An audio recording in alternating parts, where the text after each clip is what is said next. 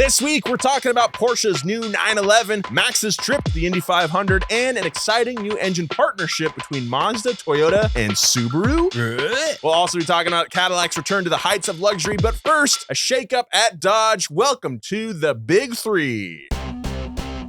Yeah, baby. Yeah, baby. What's up, everybody? My name is Nolan Sykes, joined as always by Joe Weber. What's up, Slime Nation? And not so always, but kind of always, Max Maddox. What's up, you dirtball car freaks? We are back. We took a week off last week because of Memorial Day. We didn't record on Monday. I felt empty not shooting last week and not listening on Wednesday. I felt good about not doing it because I needed a break. We did our live show. That's right. The weekend of Memorial Day, and it was super fun. It was a lot of fun.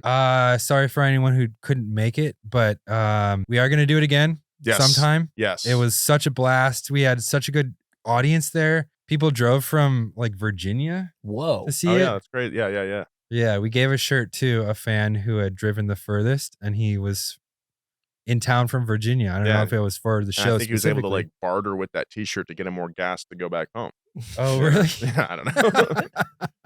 But yeah, it was a super fun time. Thank you everybody who came out to the show.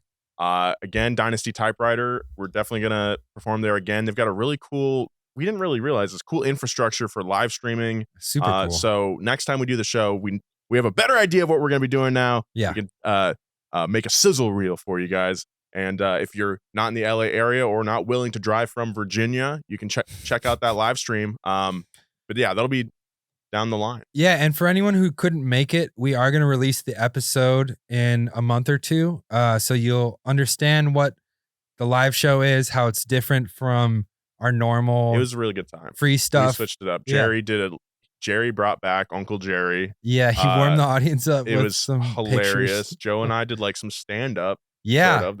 That was fun. Oh, yeah. Yeah, we're actually gonna test out doing our monologue jokes on this show at some point. Okay, yeah, I want to write some more. Yeah, yeah. And then we did fun. a little past gas. The stand up was like the Big Three news segment. Yep. And then we did like a past gas with like some shorter stories. That was a lot of fun. Super. All fun. of them involve people dying. I think I thought that was a mistake. I thought it was a mistake, but then Christina was like, "Oh no, I did that by design." Okay, great. So yeah, a lot of fun. Yeah, that was freaking great. Yeah, I couldn't make it though, unfortunately, because I was on. You were in an airplane. First, before we get to that, I want to say Happy Pride to everybody. Let's make this June a special one. Yeah.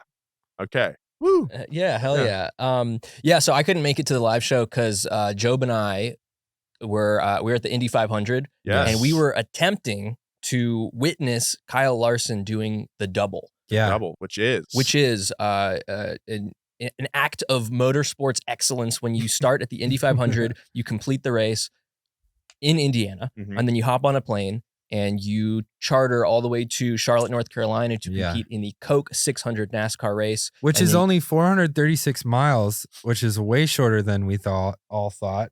We thought it was like a 3-hour plane trip, but it's like, what, hour and a half? Yeah, so Indy 500 ends. He completes the race. Yeah. He can't win the race because if he wins, then he has to go celebrate. Oh, weird. So he has to come in below first place, and then he gets immediately out of his car, shuttled into a helicopter, which presumably the helipad is not exactly where they finish racing. So he's got to get all the way over there, fly in the helicopter to the airport, then take a private jet to Charlotte, and then take another helicopter to the NASCAR track in Charlotte, and then compete in the 600 miles of NASCAR racing. So the original race ends at like mid-afternoon? Yeah, so the Indy 500 starts around like noonish, yeah. And the Coke 600 is later in the evening. I think it's like 6 p.m. or something like that. So theoretically, there's enough time to do it. So the double has been attempted numerous times. It's only been completed once by Tony Stewart. Whoa. Okay. There's been a few other guys who have, attempted and made it to both races, but had trouble with the car and they couldn't finish. So it's only actually been completed once. So you guys were going to follow him around, give some updates for a sponsor on our Instagram story and all that, but what ended up happening? Yeah, so Valvoline sent us out there with the intention that we were going to be shadowing Kyle throughout the course of the day. So unfortunately, the Indy 500 had a mad rain delay, and so it was 4 hours postponed, and so it was just like completely off the table. It looks so yeah. sunny on your stories, though. Well, so the sun came out. It did Yeah. do that, but yeah, there was a period at which it was just like they had to evacuate the grandstands because of thunderstorm warnings. Oh. So there's a shot because we were up in the stands. Underneath the stands, there were probably like I don't know, like 30,000 Oh, I people saw just that. all huddled together, trying Writhing. not to get wet. It was it was pretty gnarly. So there was about 4 hours of that, and then it cleared up. They dried off the track. They have these trucks that just like with jets jet on the dryers, back yeah. that are just Whoa. drying off the track. So they got it nice and dry and hot. And then they did the race, and the double did not happen. Oh, that's a bummer. Yeah. Well, Kyle had some issues with his, or did he finish the Indy 500? He finished, but he made a couple of rookie mistakes. Yeah. Because this was his first IndyCar race ever. He ended up in 18th. He qualified fifth or 6th, No which was shit. really good Wow. considering Yeah. he's never done it before. But Yeah. he sped through the pit lane, and he Oh, got yeah. a whole Penalty. lap disqualification. So if not for that, I Man. think he probably could have podiumed. But yeah, he just made a couple of small mistakes here and there. I think in the first lap he misshifted, and so he dropped like 10 places back. And then did you guys end up going to Charlotte with him? So he ended up going to Charlotte later because he wanted to catch the tail end of the Coke 600 because I think there's some rule where he had to race at least a lap or something like that in order to be in the finals. I don't know exactly what the technicality is, but so he ended up going later. But at that point, it was impossible for us to follow him. Yeah. The end of the Indy race was insane. Yeah. It was after going to Indy Long Beach. I'm like a diehard McLaren fan with Rossi and Pato. Yeah, you had Pato Award leading the final lap. Yeah, he was leading the final lap, and then Joseph Newgarden slipped past in the last second. Great pass. There's on the outside, so good, and inches from the wall. I know the video of Pato like getting out after he had just finished second is like heartbreaking. Like he'll get it with his helmet on. Yeah, he's just like crying with his head down on the desk. Like it was he does heartbreaking. well every Indy 500 in recent memory he's done well at. It took Newgarden like 12 tries before he won Indy 500, and now he's done it back to back. So yeah, I think Pato he'll get there. He's young. He'll get there. Yeah, for sure. Dude, Indy 500 is sick, by the way.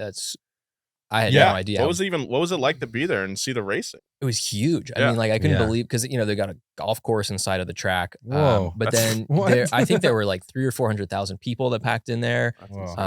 Wild. Yeah, it was really fun. It's you really seeing how big the track is. 200 miles per hour on TV doesn't look that fast, but when you actually see the cars in person, it's like, damn. Yeah, I've heard that if you don't get like a seat near a TV at IndyCar or like F1 races, it's just like a bullet going past you. Yeah. Like you have no idea what's going on unless you have a TV. That makes sense. All right, well, next year, Indy is going to be ran with hybrid cars. And if that wasn't enough to upset the Brotherhood, Tim Kuniskis is leaving Dodge? What? He's getting the heck out of Dodge. That's Mr. right. Kuniskis? If you don't know who Tim Kuniskis is, you might remember him as the guy in the car with the Dodge brothers from that weird EV Charger announcement we talked about a few months ago. He's the Brotherhood guy. He's the Brotherhood guy. Yeah. Wow. So anyway, the Brotherhood lost a real one because Tim just announced that he will be retiring on June 1st. R.I.P. Why can't he just work forever, man? I know. Well, this is like his 33rd year with Dodge. Wow. Yeah. He's a lifer.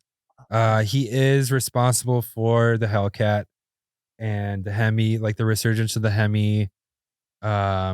He was like a true Brotherhood guy. I mean, think about Dodge 33 years ago. You had like a couple of minivans, Dodge Stratus, Neon. The beige years. Yeah, that's a lot that's happened. That's a lot of horsepower. That's right. Kuniskis is going down as a legend. Like you said, gave us the Hellcat, but also led the way on the electrification of the Charger and Stellantis's new Hurricane engine. Yeah, the inline 6 that's going to be in a bunch of new cars. 2JZ, dude. The new I'm calling 2JZ, it now. dude. The new Hurricane's going to be in the new TJZ.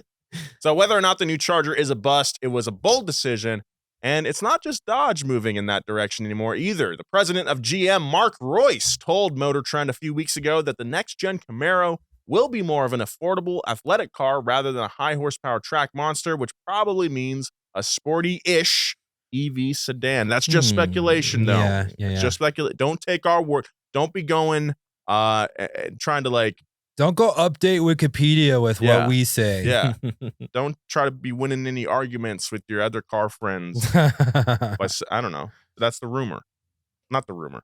That's the speculation. Yeah. Just where the market's going. It seems like everyone's doing that. So some people just know that the best rate for you is a rate based on you with Allstate.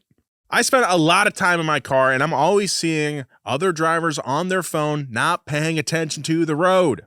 I'm a safe driver, all right? I don't want to pay the same rate as them. Luckily, Allstate rewards safe driving. With Allstate, the more safely you drive, the less you'll pay.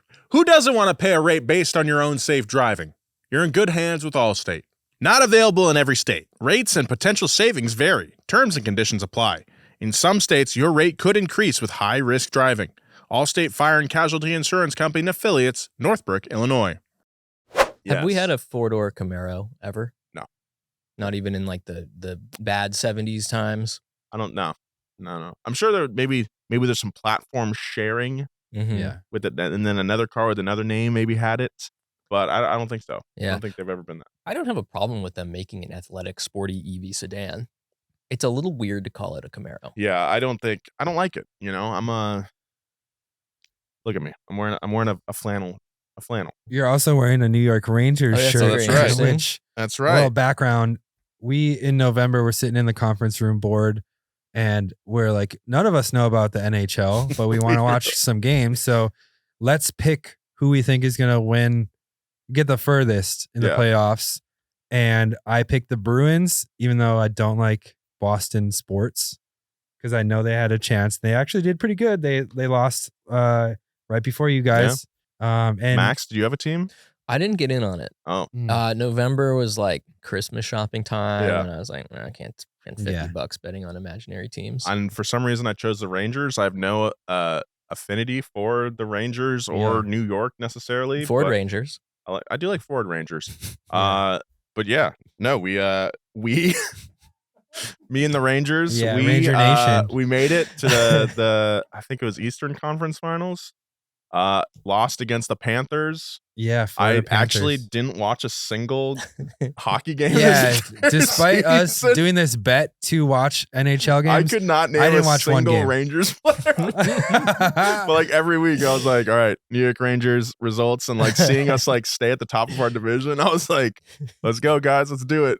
No, I'm pretty sure Telechkikov plays for the Rangers, right? Edmonton Oilers, they're going to Stanley Cup Finals. Who's got them? And nope, I don't think anyone does because I won the pool. No one picked Edmonton. I wanted to choose the Oilers for whatever reason because my grandmother was from Edmonton. What? Yeah, this is the first time hearing about that. Oh, you've never heard my Canadian heritage scree? I thought that you were like a bit French Canadian. Yeah, but that's not. Edmonton's on the other side. Huh? That's right. It is. It's closer towards the west. It's in Alberta. They migrated from Quebec and went to Edmonton. And they were French as hell. My grandmother spoke French. Anyway, that explains your politeness. Yeah. Thank you. What? I don't think they're known for being polite. not French Canadian. Neither French people or French Canadians. I am rooting for the Oilers. To all my Canucks out. Actually, that's a different team. Yeah, Vancouver. To all my Edmontons, Albertans, my Albertans out there, I'm with you. But yeah, Rangers, let's go. Yeah. I also want to buy an Aaron Judge shirt. Why? Because he's from outside Stockton, California. He's a California boy. Dude, don't look into baseball players from California because half the league is from California. Yeah, that's right. Like your boy on the Brewers, your buddy, Yelich. your buddy. Yeah. My good friend. I went to high school with him, and I never talked to him or anything. That's true, yeah. But he's a California. Yeah. He's doing well over there. Thousand Anyway, Oaks, baby. This is not Sports Hour, dude. We should do a sport. I could be. We know even less about sports. Quarter informed sports guy now. Yeah. But back to the story. Ford CEO said in an interview with Autocar that the Mustang will always be a Mustang and that it would never be an electric two-row SUV. So it's good to know. We'll never see one of those on the road. Does he not know that the Mach-E exists? This is Chris Farley's cousin, by the way. But I was reading about this, and it seems like they kind of want to turn Mustang into its own brand. I kind of get it, because that's what Chevy wants to do that with Corvette. Yeah. They've already done it with Mustang with the Mach-E, like we said. Well, if RAM is a good indicator about any of this, like I think once you tap into loyalists like that, you can kind of like what he was saying in the interview was like, we can come out with cars that have the spirit of the Mustang. I guess I just don't understand the business case for that. I guess they do their own market research and stuff, and people buy into it, I guess. But like, I see a lot of Mach-E's on the road, and I know, think yeah, like people will buy anything with Mustang branding on it. I feel like if you're gonna buy a Mach-E, you don't care if it says Mustang or not. I don't know. Maybe it's the other way. If it's like the difference between buying a Model Y and that, and you're like, you know what, I like the taillights. They kind of look like a Mustang. The front end kind of looks like a Mustang. Yeah. And you know what? I'm not a bitch. I'm gonna buy a Mustang. I think that's like nobody's saying that explicitly, but maybe that's what's going on in the back of their head. I'm not gonna buy a Model Y. Yeah. I'll buy a Mustang though. Mustang SUV. Model Y doesn't come in electric blue. That's true. Yeah. And that's Tesla's whole thing is that they've got a bunch of gray, white cars, and you got to pay to get the extra colors on there. Ford's like, no, we're gonna make them neat looking. I think the red was like a $3,000 option or something like that. Like $4,000. I looked at it, and now they came out with like that other red that looks like a Mazda red. Oh yeah, it's like slightly darker. It's got metallic flake. Just going back to Tim Kuniskis for a second. Okay, we always joke. I mean, since I started working here, we always joke about like Dodge throwing a party at the end of the world, kind of like hand wavy at emissions and standards, just to like come out with an 840 horsepower demon or whatever. This was the guy that was like throwing the party. The party was at this guy's house. Yeah. And so I feel like this is the end of an era. Over. He was weird in that video, but like obviously he loves cars, loves power. So I was I had dinner last night with Garrett Reed. He has the American Muscle HD Instagram account. He's got like 1.5 million followers on there. It's crazy, and he's really tapped into the the muscle car culture. Yeah, and he was kind of skeptical at like how long the Hurricane engine, the straight six, and like the EV phase would kind of last. Which at first on like the surface level, you're like, all right, that's kind of like, if muscle car people are thinking that, it's because it's kind of like denial for like change, I think. But like you look at, I started thinking about it this morning. It's like Mercedes with the CLA, they went to like a turbocharged 4-banger hybrid system, but now they're gonna stop that and go back to putting a big ass V8 into the car. Yeah. I feel like electric car prices in general and demand has just kind of dwindled.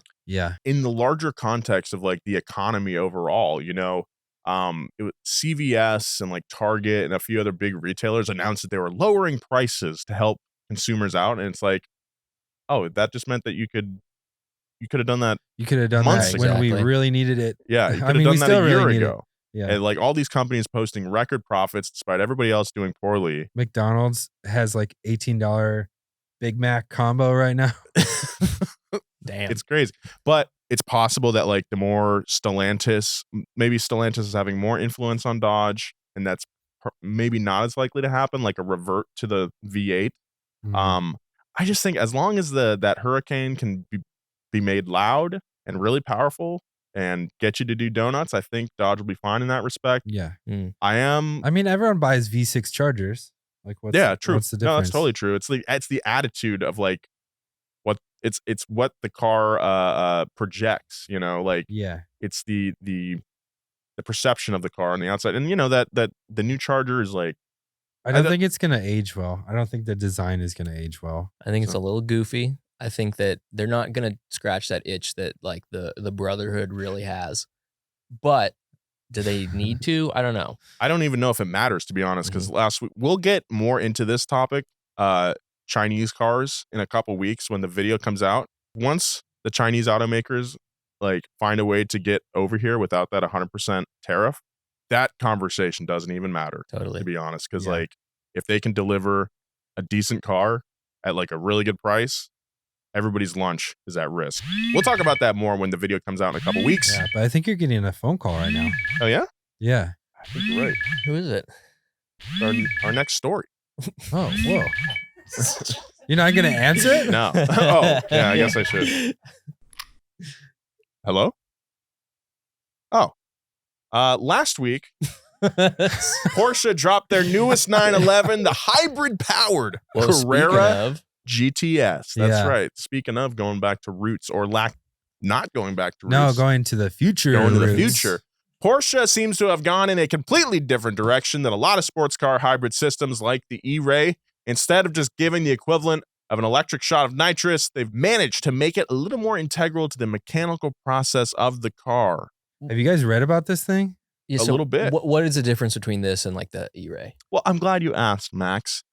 This thing has an electrically enhanced turbo that utilizes a 27 horsepower motor in between the hot and cold sides of the turbo itself, which spools the turbocharger more quickly at low revs. So you don't have to wait for the exhaust pressure to spool up your turbo. Yeah. The motor just spins it up for you. So it's like electric anti-lag or something. Yes. Yeah. Huh. Exactly. And it, Exactly. I was reading about it a little bit. If you were to like be at full, like idle to full power, it would take like 3 seconds for the turbo on like a turbo 911 to fully spool up. Wow. This does it in like a second. It's crazy. So it's like really good electronically controlled anti-lag. This next part is what we're really talking about when we say the hybrid is utilized Yeah. more of the drivetrain. So this turbo system doesn't have a wastegate. Okay, it turns the turbo itself into a generator at high RPM, and that motor in there that originally was spooling up the turbocharger can now churn out around 15 extra horsepower to the hybrid system Yeah. just off of exhaust gases turning that motor. So it turns from a motor to a generator. So Wild. it's like a turbo for the battery as well. Yeah, That's awesome. that's crazy. So that's a way that the E-Ray doesn't do that. You're right. Yeah. E-Ray is just another motor. Yeah. There's also an electric motor within the transmission, the PDK as well. And And- so like, That's how that juice is getting into the Yeah. drivetrain. which I think is so innovative, like to have a power unit within the transmission as well. Cause you're just kind of like bypassing a little bit of parasitic loss through like the drive shaft or whatever. Well, yeah, I mean, I think that seems to be the preferred method with hybrid drivetrains like this these days. Like the Tacoma that we talked about a few weeks ago, the new one. Yeah. That's how that is set up. It was so sick at the press event. They just had a chassis with the drivetrain on it, and you could see where the engine was, and then in between the transmission, it was like this thick, the EV or not the electric motor, Whoa. and then that was before the transmission. That's so almost like the Koenigsegg, their tiny little like 300 horsepower electric motor is just like a pancake. yeah. It's so cool. All told, this hybrid system provides an extra 54 horsepower and 110 foot-pounds of torque, Yeah. makes the car more responsive across the rev band. Oh, that's the Yeah. other thing. Because of this and because of like a really high-tech fuel mapping system and like tuning within the turbo and stuff like that, it's 420 foot-pound of torque through the whole rev range. That's wild. Yeah. That's so cool. I know, and I know this is a little bit of a different vehicle, but when I drove the E-Ray, Mhm. it was crazy to be at low RPMs and just floor it, and you still got Yep. that boost that you Yeah. wouldn't expect. I was trying to do a peel out in that and I was like, oh, wait, it's like 4-wheel drive and also like you get that electric motor in the front. This thing is just going to hook. I think we can expect the same kind of performance from this new 911. It does have a 1.9 kilowatt battery. Apparently, it's the same size as a normal 12-volt battery, though, which is smaller than the one in Yeah. the E-Ray. It weighs the same too. Yeah, and I think that's about the same kilowatt rating as the one that was in the E-Ray as well. So it's not like a range extending hybrid system. No, it's just for power. It's just for power. and Sick. the turbo can boost up to 26 pounds per square inch. Which is PSI. nuts. Dang, that is a lot of boost, actually. Yeah, that's huge. And it 26 comes with the PSI. 3.6 liter, not the 3 liter engine, which is like the bigger one. Another really cool thing, so the AC is no longer belt driven. It's because of the voltage from the whole system. It can be run with just an electric motor, which means that there's no belts on the front of this engine. Whoa. So that gives them more space to put more electronic bits in the car. Nice. Cool. Really crazy. Like a Zune? Like a Zune? You could fit like a couple Zunes in front of that engine. Did you have a Zune growing up? You were My a little Zune sister kid. did, and I was jealous of it because I got an iPad or iPod, and then it got stolen at like a party, and then I just had to watch my sister play on her Zune and watch videos in 2006. Zune's pretty cool.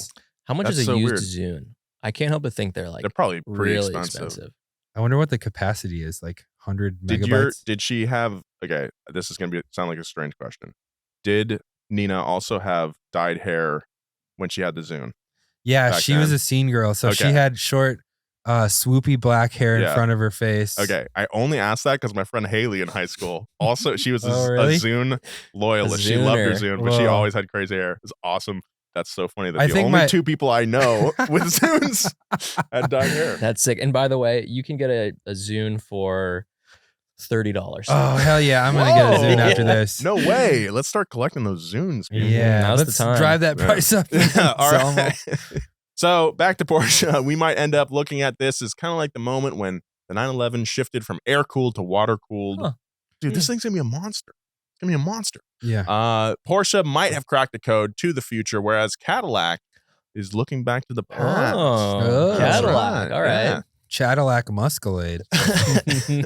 At one point, Cadillac was the luxury car brand in the US, accounting for nearly 60% of all luxury car sales at its height before it began to decline in the 1970s. In recent years, Cadillac has been hard at work to recapture its former prestige. A few years ago, they unveiled the Celestique concept. Celestic, I guess is how they pronounce it. Huh. I like Celestique. I've always said Celestique. Yeah. Well, there's no UE on the end of it. So, Celestic. Okay. yeah, you have to forego your French Canadian tendencies for this I one. know, I do. So this thing, the Celestic, was a hand-built car with each one being custom commissioned. Car and Driver recently got to take a tour of the workshop where these cars are being built, and all of a sudden, the Celestic has gone from concept to very, very real. Coach Yeah. built. So, have you seen this before? Yeah, it's like a big, swoopy, long. It's sick. It's hatchback. long as hell. Rolls Kinda At least it looking looks thing. long. Maybe Mhm. it's a super low and maybe normal sized, but Yeah. probably not. It's probably kind of pretty long. serving like Panamera a little bit. It's got like a fastback. Yeah. Yeah, it's a Right. hatch. It's technically, they say it's a hatchback. So, I saw this thing recently that I had never realized, but with luxury cars, the way you know they're luxurious is the gap between the driver door and the front wheel. And if that's really long, you've got yourself a fancy car. Oh, And I think Oh. this thing's got that. makes sense.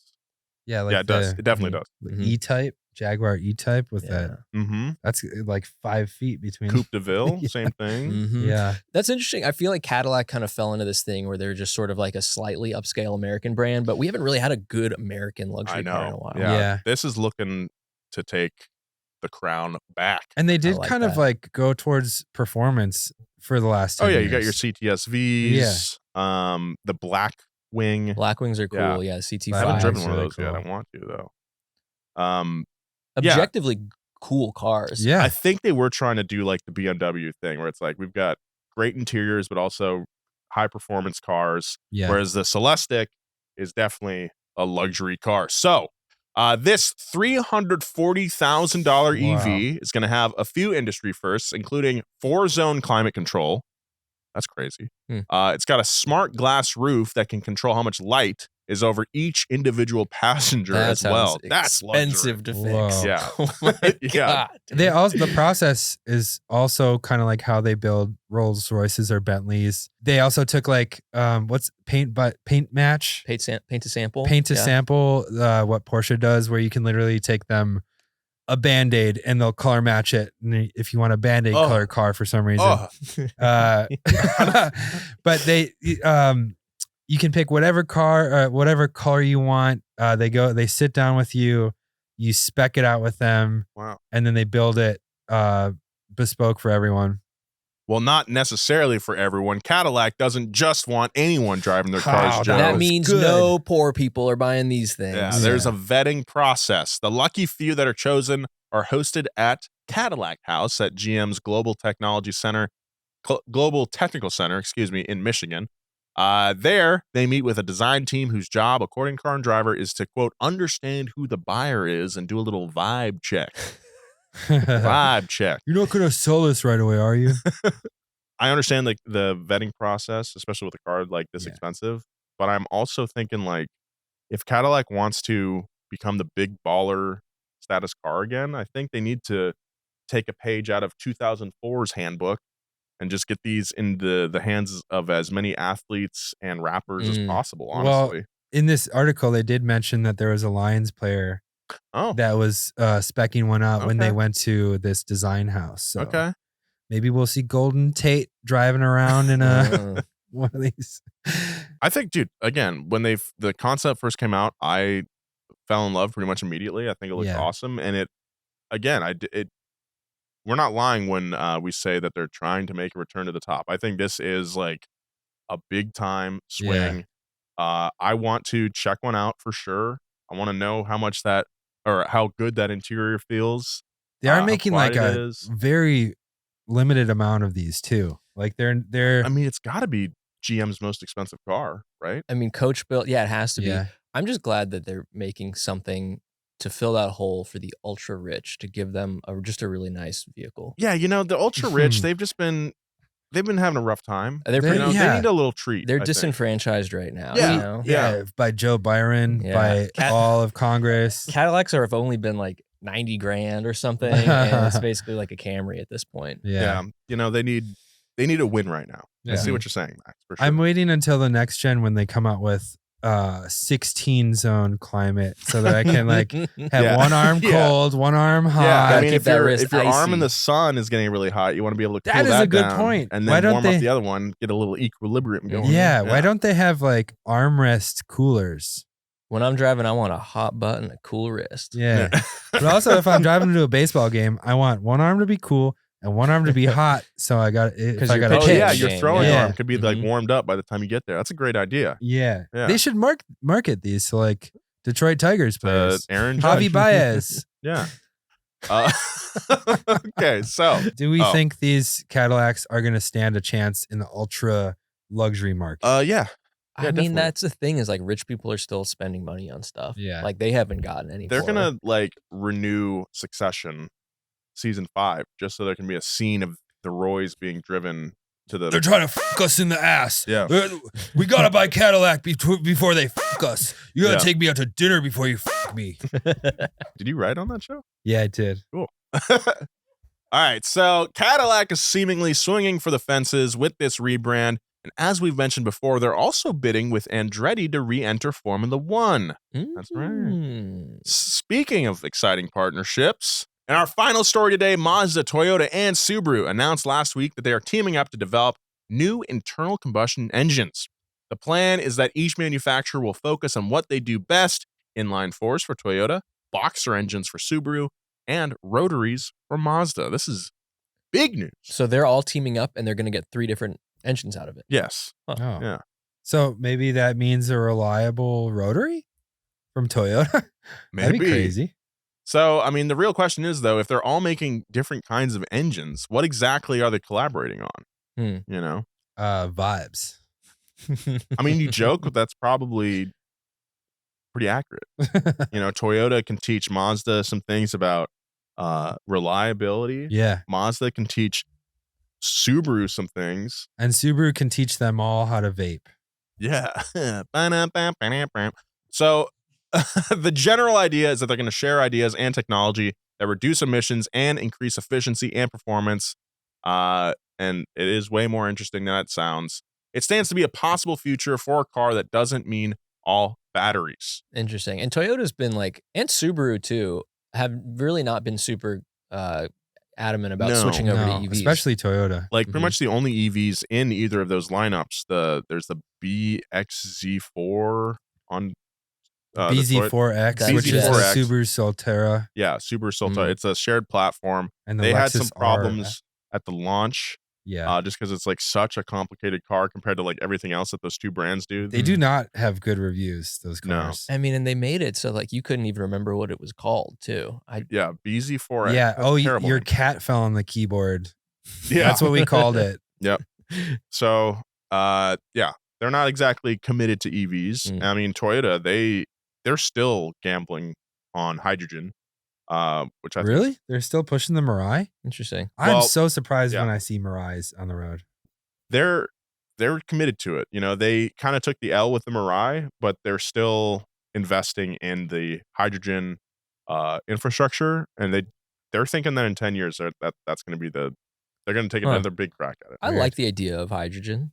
We drove the Mirai a few weeks ago. The video came out. You can check it out there for more thoughts on it. But like, it was, I thought, a great car, really comfortable, and just a really neat piece of technology, I think. And there's a button that you can press that makes it squirt pee on the ground, which is even cooler. It purges the H2O exhaust, basically. Oh, that's real? Does that automatic? Oh yeah, yeah. It says there's a button on the dash that says H2O. You press it, and it, like, if the car hasn't automatically done it already, it'll just like do it.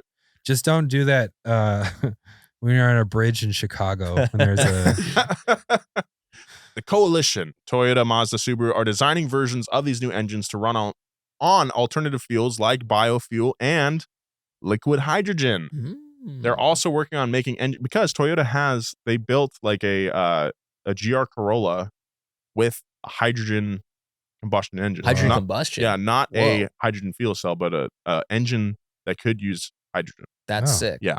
Well, also Hyundai is doing that like drifting car. What's that thing called? The Vision N. Oh yeah, Vision N. Yeah. I heard that they're gonna the rumor is that they're gonna build a limited number of those, like 100 of them for a very high cost. But you know, we could see those on the road. That's kind of cool. Hyundai, if you're listening to this, I'm sorry that we made that video about how to steal Hyundais. Please let us drive it. Yeah.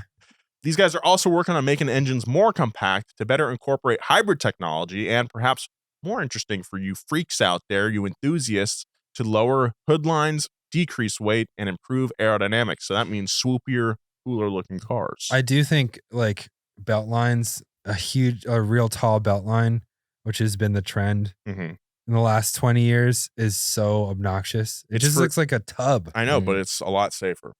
I don't care. When's your baby due? Give me glass doors, dude. Toyota in particular isn't a true believer in the EV movement and is prioritizing hybrids, as we've already mentioned. They famously have the 1-6-90 rule. So this is a rule that states the amount of raw materials needed to make a long-range EV could be used to make 6 plug-in hybrid vehicles or 90 hybrid vehicles for every one EV. Yeah. I mean, that's just talking about batteries though, right? Yeah. Yeah. So you still are taking more raw materials like steel and aluminum. Yeah. Joe, I heard you also have a 1-6-90 rule. Yeah. For every one donut I eat, I have to spank myself 6 times and do something 90 times. Something. Do something. 90 push-ups. 90 push-ups. Nice. I don't think I can do 90 push-ups right now. I'm out of shape. I was trying to do 50 a day for a while. Yeah. And then I got a shoulder injury. Yeah. Because I think I do them wrong. How do you do them? Oh, with the fingers. Yeah, that might do it. Yeah. Go Rangers. Yeah, go Rangers, baby. All right, that's our show. Thank you guys so much for listening. Again, follow the boys at Joji Weber, at Max Maddox. Follow me at Nolan J. Sykes if you'd like. Our crew, as always, Gavin Kinzel, Audrey Holden, Mark Schroeder, Nick Giamuso, and Edgar Grajeda around here somewhere. Yeah. Thank you so much for listening. Happy Pride, everybody. We will see you next week. And for anyone still listening, tune in next week for an exclusive interview with Jay Leno. Oh, shit. I forgot. All right. See ya.